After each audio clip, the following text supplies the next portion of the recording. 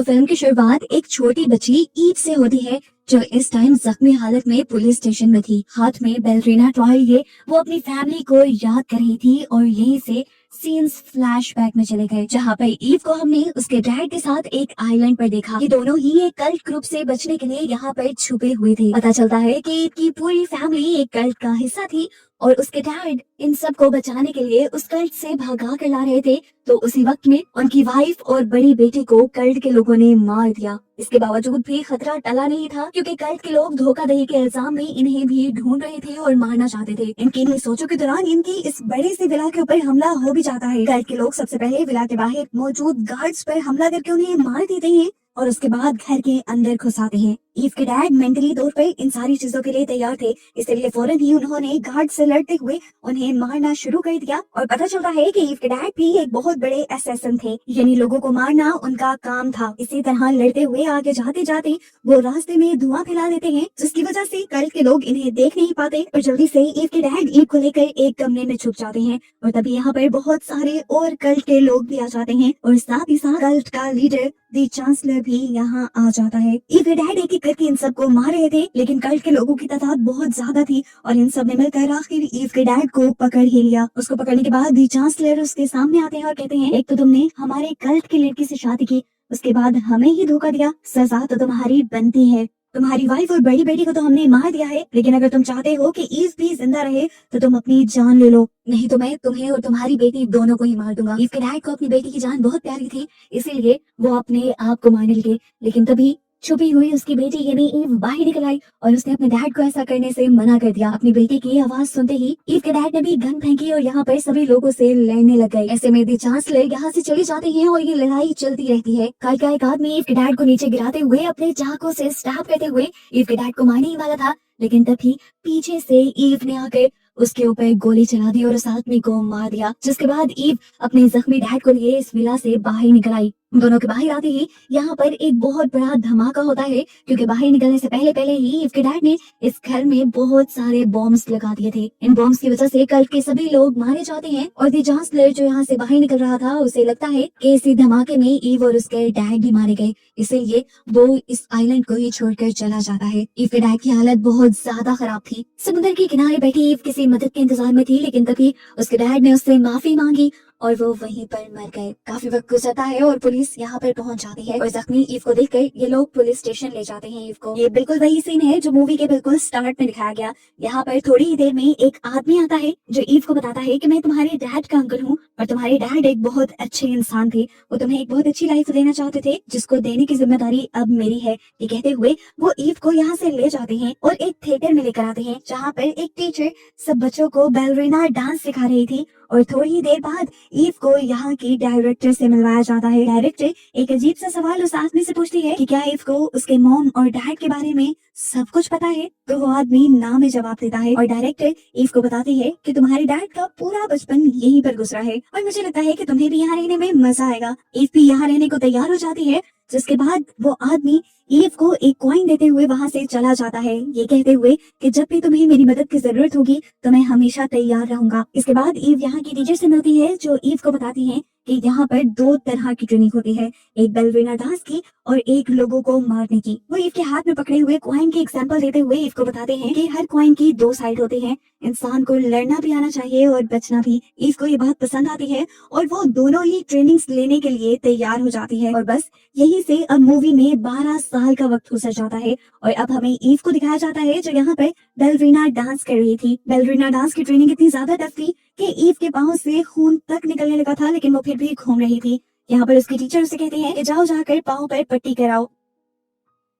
Bandages लगाते हुए हम ईवा की दोस्त को देखते हैं जो ईवा से इस टाइम के लिए ट्रेनिंग रोकने को कहते हैं, पर ईवा कहती है कि मुझे बिल्कुल तुम्हारी तरह बेस्ट बैलरीना डांसर बनना है। तो वो लड़की से जवाब देती है, तुम पहले ही एक बहुत ही अच्छी असैसिन हो और तुम्हें उस ट्रेनिंग पर ज्यादा ध्यान देना चाहिए। कुछ देर बाद हमें ईव की असैसिन बनने की ट्रेनिंग को दिखाया जाता है, जहाँ पर वो लोग बहुत से लड़कों से भी लड़ते हैं और यहाँ पर उन्हें लड़ने के साथ साथ हर तरह की गन्स चलाना भी सिखाई जाती हैं।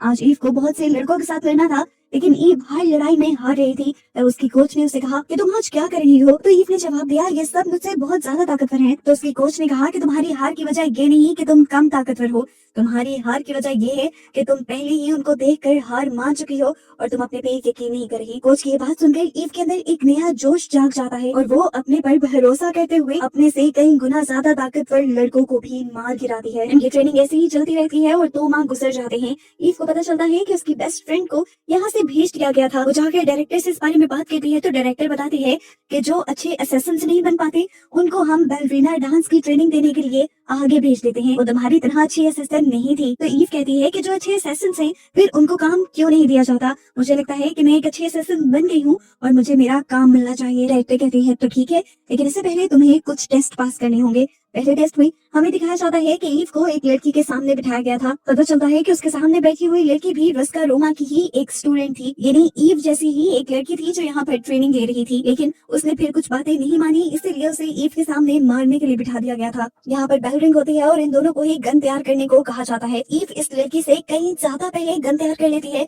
लेकिन ईव के अंदर इस लड़की को मारने की हिम्मत नहीं थी। इतने में ही वो लड़की भी अपनी गन तैयार करके ईव पे हमला करने ही वाली होती है, पर उससे पहले ही ईव अपनी हिम्मत दिखाते हुए उस पलों को याद करती है जब उसने अपने डैड को बचाने के लिए एक आदमी को मारा था। बस वही हिम्मत दोबारा जुटाते हुए वो इस लड़की को भी मारकर अपनी जान बचा लेती है। कुछ वक्त गुजरता है और हम रस्का रोमा के अंदर जॉन नामी एक बहुत ही बेहतरीन असैसिन को देखते हैं। ईव ने भी उसके बारे में बहुत कुछ सुन रखा था, इसलिए वो भी फौरन उसके पास जाती है और उससे कहती है, आप एक बहुत बड़े असैसिन हैं, मुझे भी असैसिन बनने की कोई टिप दें। ईव को देखते हुए जॉन कहता है, तुम असैसिन पहले से बन चुकी हो, मैं देख चुका हूँ, लेकिन मेरी बात मानो तो तुम यहाँ से भाग जाओ। ये सुनकर वो जॉन से ही उल्टा सवाल कर देती है, आखिर आप ही यहाँ से भागे थे?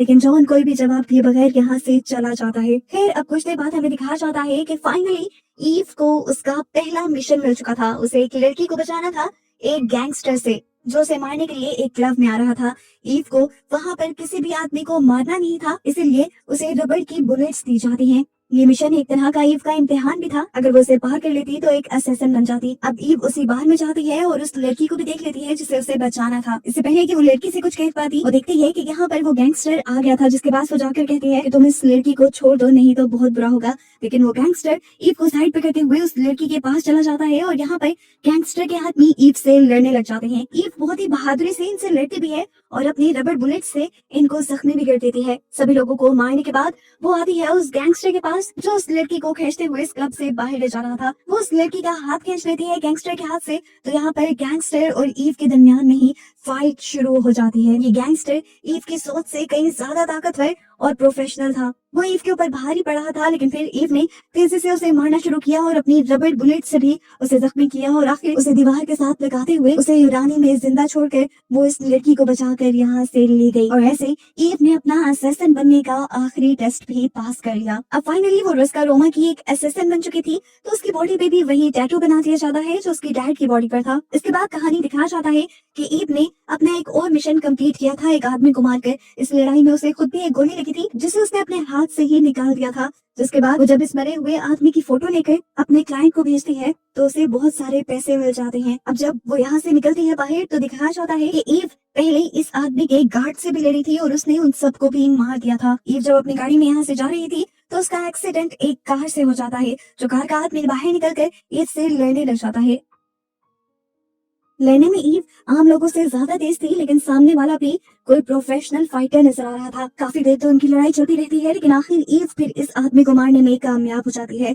मारने के बाद वो इस आदमी के हाथ पर एक निशान नोटिस करती है और उसे याद आता है कि बचपन में जिन लोगों ने उसके डैड को मारा था उन सबके हाथों पे भी यही निशान था। आखिर ये कौन लोग थे? ईव के दिमाग में इन लोगों को जानने का तजस्सुस पैदा हो जाता है। वो इस आदमी का हाथ काट कर डायरेक्टर के पास जाती है और उनसे पूछती है ये कौन है। डायरेक्टर इस हाथ को देखते हुए ईव से पूछती है कि तुम क्या चाहती हो? ईव बताती है कि इन्हीं लोगों ने मेरे डैड को मारा था और मैं अपने डैड का बदला लेना चाहती हूँ। डायरेक्टर उससे कहती है मैं नहीं चाहती कि तुम इन लोगों के पीछे जाओ, ये एक कल्ट ग्रुप है और तुम्हारी मॉम भी इसी कल्ट का हिस्सा थी। इस कल्ट के सभी लोग भी हमारी तरह ही असैसिन हैं और रस्का रोमा की और उस कल्ट ग्रुप की डील है कि ना रस्का रोमा के असैसिन्स उनके असैसिन्स को मारेंगे और ना ही उस कल्ट के असैसिन इन लोगों को नुकसान पहुंचाएंगे। अब ईव यहाँ से कुछ भी कहे बगैर चली जाती है एक होटल में, जहाँ पर वही मूवी के स्टार्ट में दिखाया जाने वाला आदमी था जो ईव को लस्का रोमा तक लेकर आया था। वो इस आदमी से कल्ट के बारे में जानना चाहती थी, लेकिन वो आदमी कहता है कि तुम ऐसा मत करो, वो लोग बहुत ज्यादा खतरनाक हैं। तो ईव अब इस आदमी को इसका कॉइन वापस देते हुए कहती है कि मुझे आपकी मदद की जरूरत है। जैसा कि इस आदमी ने वादा किया था कि ईव को जब भी उसकी मदद की जरूरत होगी तो वो उसकी मदद जरूर करेगा। अब क्योंकि ये वक्त आ गया था तो वो आदमी भी ईव की मदद करने को रेडी हो जाता है और एक कॉल करके किसी आदमी का बाहर डेटा निकाल के ईव को देता है। वो बताता है कि ये आदमी दी चांसलर यानी उस कल्ट के लीडर का बेटा है और इसका नाम है डैनियल। आज डैनियल इसी होटल में ठहरा है, तुम उससे बात करके उसके डैड का और उसके कल्ट का पता चला सकती हो। अब पता चलता है कि डैनियल को मारने के लिए भी किसी ने बाउंटी दी थी, वो भी $4 लाख की, और उसे मारने के लिए ही बहुत सारे असेसिन्स इसी होटल के अंदर छुपे हुए थे, जिनमें एक लीना नाम की लड़की भी थी। अब ईव पीछे के रास्ते से होते हुए डैनियल के कमरे के अंदर चली जाती है। डैनियल उसे देखते ही एक गन तान देता है, लेकिन ईव उसे बताती है कि मैं तुम्हें यहाँ मारने के लिए नहीं आई हूँ, मुझे बस तुमसे तुम्हारे डैड का पता चलाना है, क्योंकि तुम्हारे डैड ने मेरे डैड को मरवाया था और मैं उनसे उनका बदला लेना चाहती हूँ। यहाँ पर डैनियल भी उसे बताता है कि मेरे डैड एक कल्ट का हिस्सा है और मैं भी उन्हीं के कल्ट से दूर भाग रहा हूँ, इसीलिए मुझे मारने के लिए बहुत से लोग मेरे पीछे भी पड़े हैं, लेकिन मैं बस आजाद अपनी बेटी के साथ जिंदगी गुजारना चाहता हूँ। ये लोग बातें ही कर रहे थे कि इतने में डैनियल के रूम में हमला हो गया और बहुत से लोग डैनियल को मारने लगे। डैनियल के साथ साथ यहाँ पर ईव भी डैनियल का साथ देती है और सभी गुंडों से लड़ने लग जाती है। यहाँ पर डैनियल ईव से मदद मांगता है उसकी बेटी को बचाने के लिए। ईव जब उसे बचा कर नीचे लेकर आ ही रही होती है, तभी उसके सामने और भी बहुत सारे गार्ड्स आ जाते हैं, जिनसे एक एक करके ईव लड़ने लग जाती है। और दूसरी तरफ दिखाया जाता है कि डैनियल भी जिन लोगों से लड़ रहा था, आखिर उन्होंने डैनियल को गोली मार दी। यहाँ पर ईव के सर पर भी किसी ने पीछे से वार करते हुए ईव को बेहोश कर दिया। ईव को यहाँ पर पकड़ लिया जाता है और उस बच्ची को यहाँ से ले जाया जाता है उसी कल्ट में दी चांसलर यानी कल्ट के लीडर के पास। ईव को जब होश आया तो उसके सामने बहुत से लोग थे और उसके साथ भी बहुत से लोग थे जो सजा में खड़े थे। उन्हें इस होटल में लड़ने की सजा दी जा रही थी, लेकिन ईव ने कहा कि मैं यहाँ पर किसी को भी मारने नहीं आई थी, मैं सिर्फ डैनियल से मिलने के लिए आई थी। उसकी ये बात सुनते ही यहाँ पर उसके साथ खड़े बाकी लोगों को मार दिया जाता है और उसे छोड़ दिया जाता है। इसके बाद ईव एक दूसरे आदमी के पास जाती है जो कि असैसिन्स को इलीगली बहुत सारी गन्स प्रोवाइड करता था और जानती थी कि ये आदमी कल्ट के बारे में जानता होगा, लेकिन इस आदमी ने उसे कल्ट के बारे में कुछ नहीं बताया। ईव यहाँ पर अभी वेपन से देख रही थी कि यहाँ पर बहुत से लोगों का हमला हो गया और ये कल्ट के ही लोग थे। ईव यहाँ पर अपने आप को बचाने के लिए कल्ट के लोगों पर ग्रेनेड से हमला करके सभी को बॉम्ब के जरिए उड़ा देती है। इस सारे हमले में ईव और वो आदमी जिसका ये वेपन स्टोर था वो बच जाते हैं। पता चलता है कि वेपन स्टोर का ऑनर भी उस कल्ट से नफरत करता था और उस कल्ट को मारना चाहता था, लेकिन वो उस कल्ट से डरता भी था। पर ईव का जज्बा देखते हुए वो ईव को उस कल्ट की लोकेशन बता देता है और ईव भी बिना वजह के वहां के लिए निकल जाती है। रास्ते में उसे डायरेक्टर की कॉल भी आती है और वो उसे वार्न कहती हैं कि तुम उनसे पंगा लेने जा रही हो जिनसे हमारी दुश्मनी है, लेकिन ईव उनकी बात को इग्नोर करते हुए कल्ट के इस शहर में चली जाती है और इस शहर में जाते ही उसे ये अंदाजा हो जाता है कि इस शहर में रहने वाला एक एक आदमी कल्ट का मेंबर है। ईव सबसे पहले एक कैफे के अंदर जाती है जहाँ पे वो वही बैलरीना डांस वाला टॉय देखती है जो उसके डैड ने उसे बचपन में लेकर दिया था। इस जगह से उसकी यादें जुड़ी थी। अभी वो ये सब देख रही थी कि एकदम से उसने नोटिस किया कि सभी लोग यहाँ से जाने लगे हैं और एक आदमी ने आकर उसके ऊपर हमला कर दिया है। वो इस आदमी से लड़ती है, हालांकि वो आदमी उससे कहीं ज्यादा ताकतवर था। लड़ते लड़ते आखिर उसके हाथ में गन लग जाती है जिससे वो इस आदमी को शूट कर देती है और तभी इस होटल की शेफ भी किसी प्रोफेशनल फाइटर की तरह ईव से लड़ने लग जाती है। एक के बाद एक उसके साथ लड़ने के लिए बहुत से लोग आ जाते हैं और वो सबको मारते हुए यहाँ से बाहर निकलती है। एक सरदार आदमी जो इस सारी लड़ाई के ऊपर नजर रखे हुए था वो फौरन दी चांसलर को ये बताता है कि ईव अभी भी जिंदा बच गई है। तो अब ईव को पकड़ने के लिए लीना नाम की एक लड़की आती है जो ईव को पीछे से बेहोश करके दी चांसलर के पास ले आती है। ईव को जब होश आया तो चांसलर ने पूछा, आखिर कौन हो तुम और क्या चाहती हो? क्या जानती नहीं कि रुस्का रोमा के साथ हमारा कॉन्ट्रैक्ट है, तुम हमें नुकसान नहीं पहुंचा सकती? तो ईव बताती है कि मैं रुस्का रोमा से नहीं आई, बल्कि मैं यहीं की एक मेंबर हूँ। वो अपनी मॉम डैड का नाम बताते हुए दी चांसलर को चौंका देती है। चांसलर ने तो समझा था कि सालों पहले ही ईव मर चुकी होगी, लेकिन ईव अब उसके सामने जिंदा बैठी थी। चांसलर को तो लगा था कि ईव डैनियल की बेटी को बचाने के लिए आई है, लेकिन अब उसे पता चलता है कि ये मामला उससे भी कहीं ज्यादा बड़ा है। लीना भी हैरान होकर अब चांसलर से पूछती है, आखिर ये लड़की कौन है और किन लोगों का नाम ले रही है? तो चांसलर भी बता देते हैं कि ये अपनी माँ बाप की मौत का बदला लेने आई है मुझसे और ये तुम्हारी बहन है और पहले इस कल्ट का हिस्सा हुआ करती थी। ये जानकर लीना शॉक में रह जाती है। अभी ये लोग बात ही कर रहे थे कि पीछे से ईव सभी लोगों को मारते हुए उस घर से निकलकर एक दूसरे घर में चली जाती है और लीना भी जल्दी से उसके पीछे भागती है और उसे रोक देती है।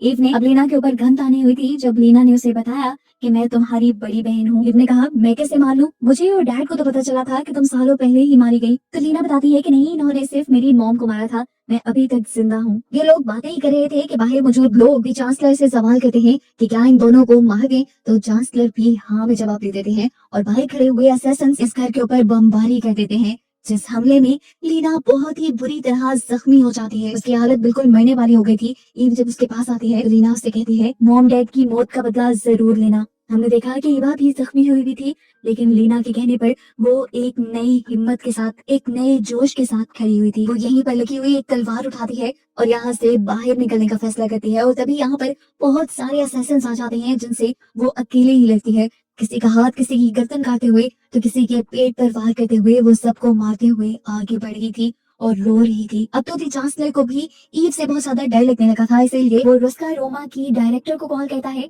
और कहता है कि अगर तुम हमारे दरमियान का कॉन्ट्रैक्ट बरकरार रखना चाहती हो तो सबसे पहले इस लड़की को 12 बजे से पहले पहले यहाँ से निकाल लो, वरना तो बहुत बुरा होगा। डायरेक्टर भी जानती थी कि इस धमकी का अंजाम बुरा हो सकता है, इसीलिए वो जॉन को यानी रस्का रोमा के बेस्ट असेसन को ही ईव को मारने की बाउंड्री दे देती है। कुछ देर में जॉन यहाँ पर पहुंच जाता है तो दी चांसलर अपने पूरे शहर में ऐलान करवा देते हैं कि हमारे इस कल्ट में 2 असेसन्स घुसे हैं। लड़की को जो कोई भी देखे वो मार दे, लेकिन लड़के को किसी ने नहीं मारना। यहाँ पर जॉन जब ईव के सामने आता है तो वो ईव से कहता है कि मैं तुम्हें मौका देता हूँ, 12 बजे से पहले पहले यहाँ से भाग जाओ। अगर तुम यहाँ से ना गई तो मजबूरन मुझे तुम्हें मारना पड़ेगा। अब क्योंकि सभी लोग इन दोनों के ऊपर नशे रखे हुए थे, ये बात जॉन जानता था, इसलिए वो ईव से लड़ने का ड्रामा करने लग जाता है और बार बार ईव को यही कहता रहता है कि तुम्हारे पास मौका है, अपनी जान बचाओ और यहाँ से निकल जाओ। तो ईव जॉन से कहती है, मैं यहाँ से अपने डैड की मौत का बदला लिए बगैर नहीं जाऊंगी। मेरे डैड को चांसलर ने मरवाया है और मैं उसे मार कर ही रहूंगी